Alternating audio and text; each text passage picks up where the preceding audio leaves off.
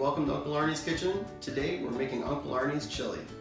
For my chili, I like to use ground beef, about 2.5 pounds of ground beef. Tomato paste, I use three of these little tomato pastes that are Italian and herb flavored.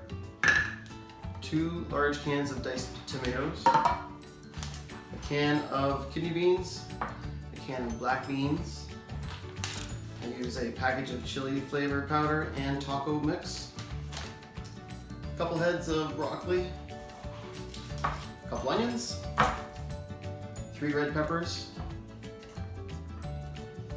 garlic plus seasoning, Tabasco sauce.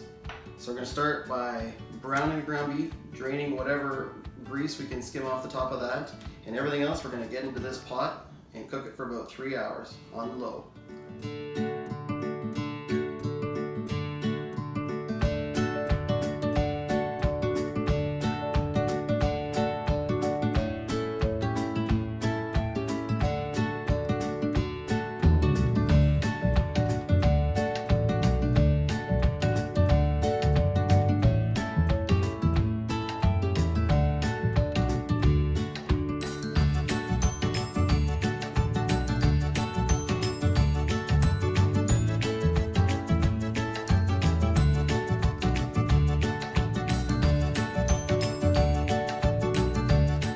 Now, a couple times we'll have to drain the oil from the frying pan from the beef.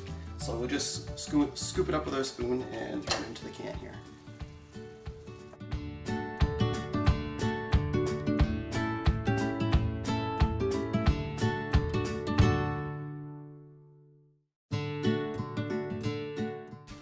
We'll do this a few times.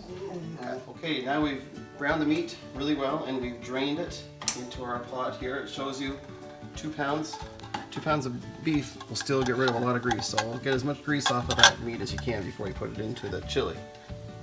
Okay, important that your beef is nice and brown, and you scoop it into the pot.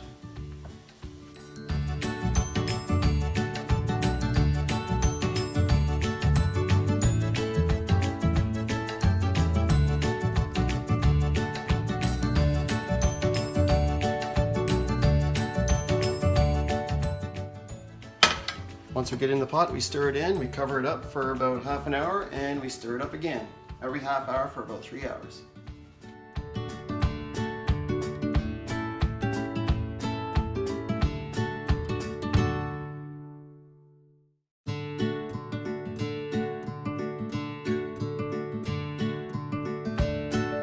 Also, I usually cook the chili at a low temperature, usually at about 3.5 out of 9.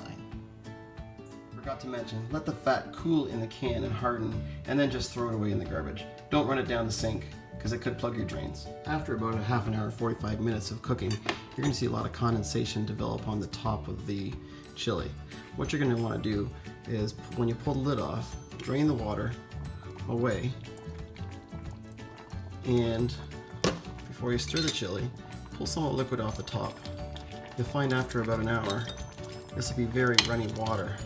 And the more water you take off the top of the chili, the thicker it'll be when it's done.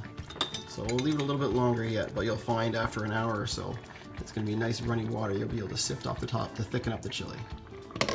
Okay, so it seems like we're done our chili now. It really only took about 2 hours, and we strained off about a cup of water from the top of this. Great thing about chili is you can put anything in it you like. You can go with mushrooms, I've thrown in chunks of carrots, and you can omit the ingredients that you don't like.